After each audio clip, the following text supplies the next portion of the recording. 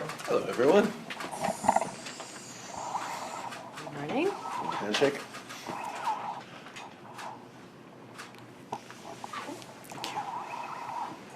Good morning, everyone. Bon matin, tout le monde. Merci pour être là. I appreciate that you've all come. I am thrilled that we've just had the chance to sit down and talk about New Brunswickers' priorities and all of the things that our government is looking to do, and really pleased to have had a great reception from a federal government that's prepared to support our long list of work that needs to happen on healthcare, on housing, on education, on energy, on infrastructure. So a really positive conversation about opportunities to collaborate where our priorities match. And I know New Brunswickers want to see a lot get done. Our team is prepared to get to work and really appreciate the responsiveness from the Minister and from the Prime Minister. On a beaucoup de choses à faire. Alors, c'était un plaisir d'avoir une réunion avec un partenaire qui partage nos mêmes priorités. On a une longue liste de choses que notre gouvernement veut accomplir au niveau du système de santé, au niveau du logement, notre système d'éducation, nos infrastructures, notre système d'énergie. Alors, on a parlé de beaucoup de choses qu'on aimerait faire, puis on aimerait le faire vite. Et j'apprécie énormément d'avoir une belle réception et l'opportunité d'avoir un partenaire au niveau fédéral pour accomplir les priorités des Néo-Brunswickois et Néo-Brunswickoises. Merci, Susan. I want to start by congratulating you and your entire team. You ran a great campaign. You were focused on the concerns that Canadians and New Brunswickers are facing, and you put forward a strong progressive vision on how to help them through these difficult times that we're facing all around the world. And you know, it's to your credit, but it's also to the credit of New Brunswickers that chose a team that is focused on investing in them. I'm not just happy because you know, it's great to be working with a fellow progressive and liberal.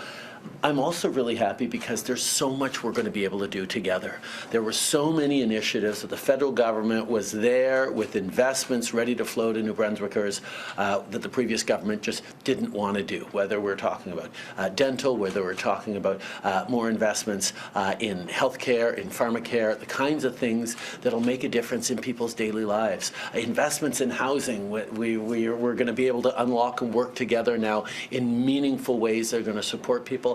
I'm really excited about being able to dig in with you and really focus on delivering for people across New Brunswick who are facing challenges around affordability, who want to see a brighter future, want to see opportunities for their kids, and we're going to be able to get to it now, whether it's on housing, on health, on energy, on education, on all sorts of things that we're going to be able to do together.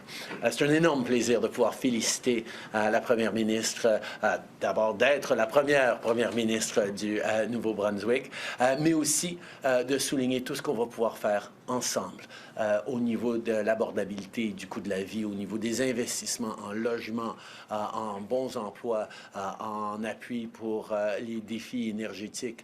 On a du travail à faire, mais j'ai bien hâte de le faire et de l'entamer avec toi. Alors, looking forward to it. Merci tout le monde. Nous allons maintenant commencer avec la conférence de presse. We'll now start with the question and answer period. You can ask your question in English or in French. Nous allons commencer avec Hina Alum, Canadian Press. Hi, Mr. Prime Minister. You're about to head to two major summits at a time when our closest ally, the U.S., is turning away from multilateralism. What is your hope for what APEC and G20 can deliver, and how ambitious do you think leaders should be specifically in terms of what can be done when Trump takes office? Well, one of the things we saw in the American election, but that we're seeing in elections all around, including right here in New Brunswick, is that people are focused on the challenges that their families are facing, on fixing the cost of living issues, on creating optimism, ambitious for their communities, for their regions, and so many of the challenges we're facing around the world are having those direct impacts on the cost of living for people. So going to APEC, going to the G20 to talk about the challenges of the world, whether they're the rise in conflicts, whether it's shifting geopolitics, whether it's economic challenges, infrastructure challenges, the increasing costs of climate change. There are a lot of things that we're going to have to deal with to respond to the challenges families are facing all around the world. That certainly is my focus, and I know that both the current American administration and the incoming Trump administration want to solve the challenges that families are facing, and Canada is part of the solution for American challenges in the work that we do together to strengthen North America. Great. Next question goes to Jacques Poitras, CBC.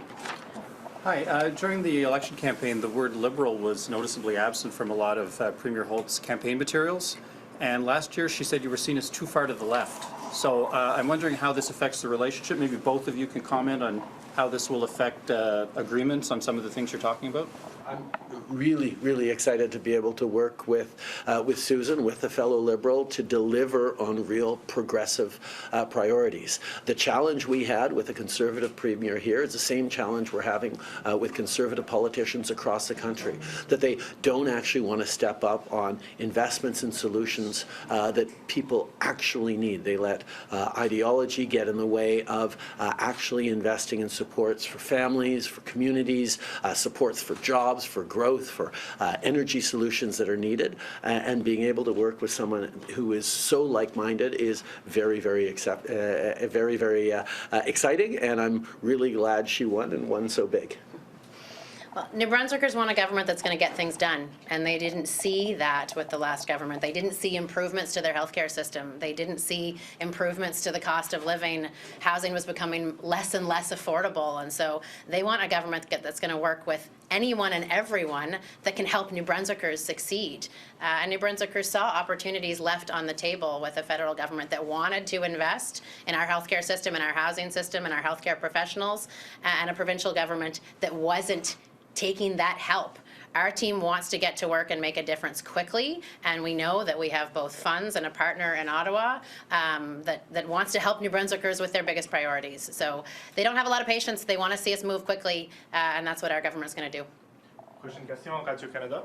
Oui, M. Trudeau, il y a deux questions que vous et le gouvernement Holt semblez peut-être pas tout à fait sur la même page, taxe carbone et l'immigration.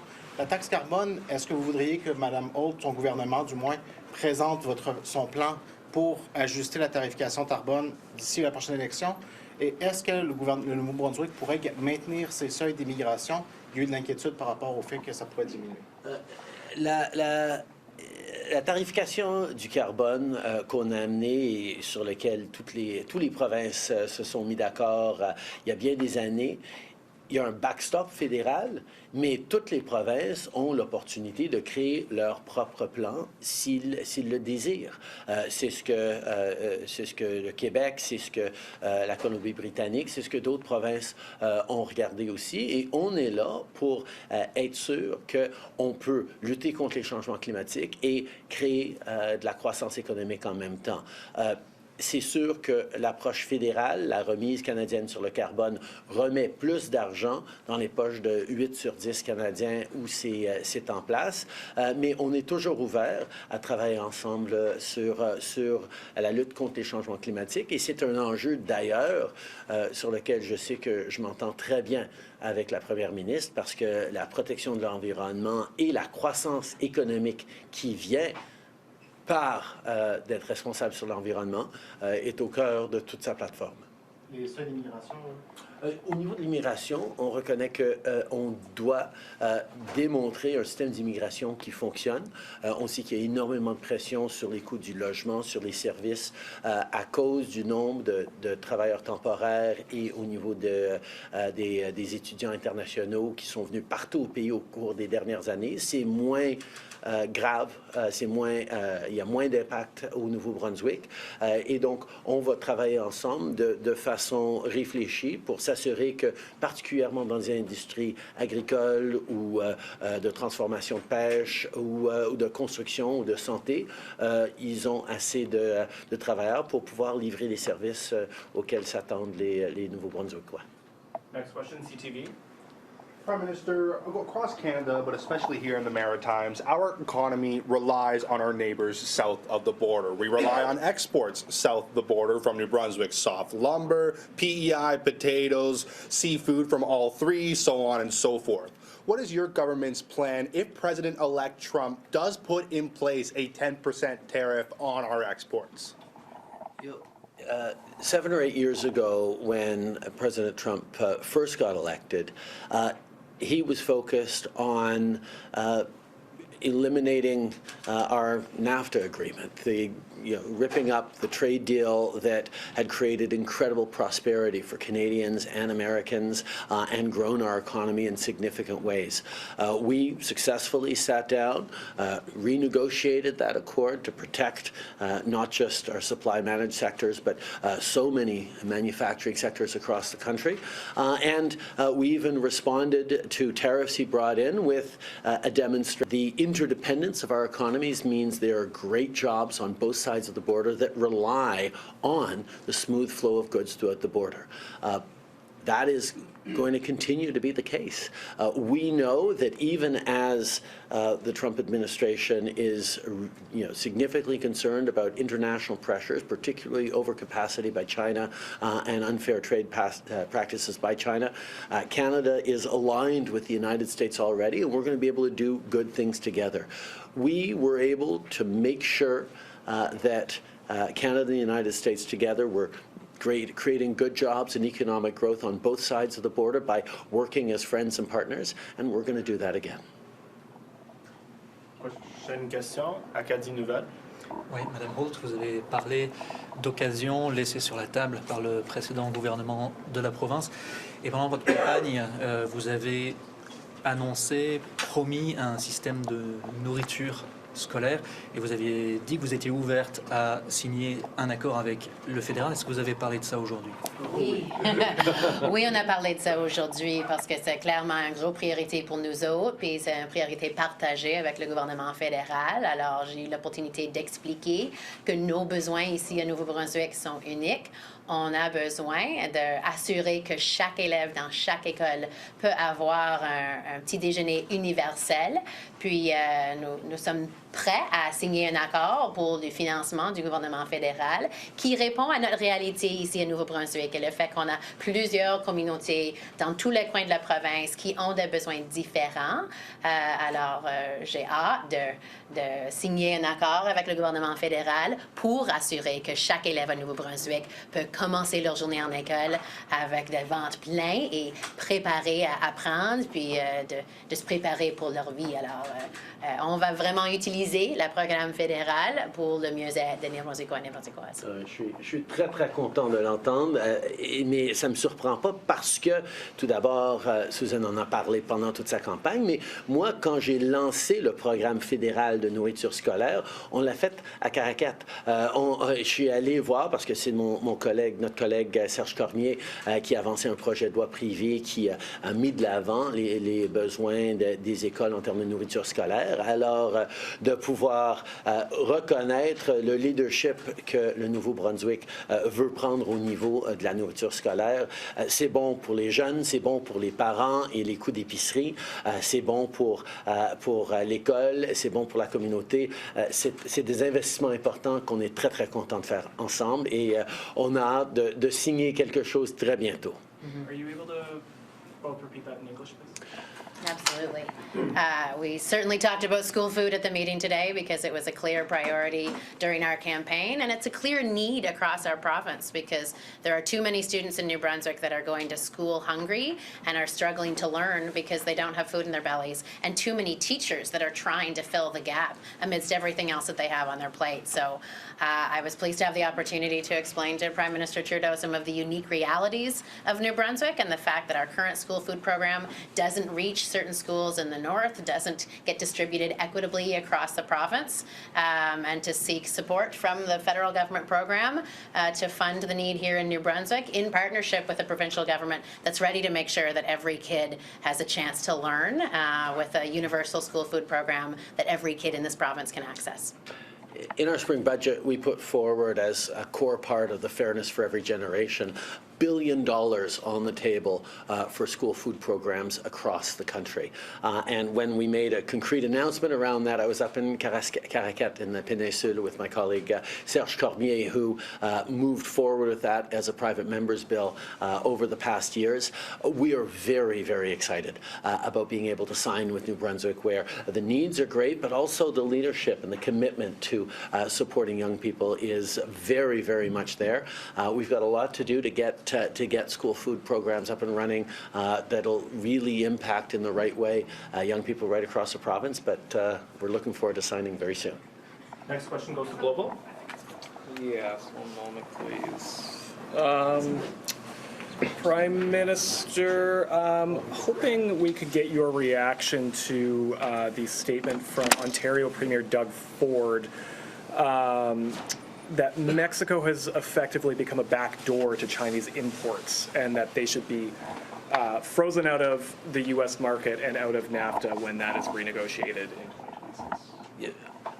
Just about all of our partner democracies around the world have expressed varying degrees of concern about Chinese overcapacity, around unfair trade practices that the Chinese economy is inflicting on the world, and we're all working in different ways to try and prevent that. We move forward with significant tariffs on steel and aluminum to protect steel and aluminum workers in Canada from Chinese overcapacity. We're going to continue to work with partners like the United States and hopefully Mexico as well to make sure that we are united in our desire to protect good jobs that are more responsible around the environment than they are in China, more responsible around labor practices and supporting families in meaningful ways. There's lots of work to be doing, and that's, I know, a big topic of conversation that we're going to have with the new American administration in the coming months. Pouvez-vous répéter ça en français? Partout à travers le monde, les démocraties, les économies comme les nôtres sont préoccupées par les actions de la Chine au niveau de la surcapacité, au niveau des pratiques économiques et commerciaux injustes que la Chine est en train d'utiliser. C'est pour ça d'ailleurs qu'on a mis en place des tarifs sur l'acier, sur l'aluminium, sur les véhicules électriques provenant de la Chine, parce qu'on veut protéger nos travailleurs. Je sais que c'est une préoccupation que partage le gouvernement américain, le courant et le prochain, et nous allons travailler ensemble pour s'assurer qu'on est aligné dans ce qu'on est en train de faire. On va continuer de travailler avec le Mexique pour souligner nos priorités et j'espère qu'on va pouvoir arriver à des bonnes solutions, mais je sais qu'on va certainement pouvoir protéger les travailleurs et l'économie canadienne. Last question goes to Andrew Moore, Coast Media. Hi. So this has all been very friendly, talking about you working together, everything's great. You're talking about affordability issues. So one issue you two didn't agree on last year was the carbon tax. Premier Holt wrote you and said, we need a one-year pause on this. Like Premier Holt, I'd like to hear from you whether you now think that New Brunswickers can afford another increase in the carbon tax, and Prime Minister, whether you'd be interested in hearing that conversation. As I said, one of the things we agree on is that you can't build a strong economy unless you're protecting the environment, and that's something that the Premier was very, very clear on. The backstop that the federal government brought in puts more money in the pockets of 8 out of 10 Canadians across the country with the Canada Carbon Rebate, but every province is open to creating its own system that reaches the same level of stringency and impact. And I look forward to working with her on how we make sure that we're protecting the environment and creating a strong economy as we support New Brunswickers through what is a challenging time in the world. Well, New Brunswickers continue to struggle with the rising cost of living. That hasn't changed with the outcome of an election, and so we are absolutely focused on making life more affordable for New Brunswickers. That's why we're going to be removing the Higgs gas tax that they're currently paying, those extra 4 cents at the pump, as soon as we can return to the legislature.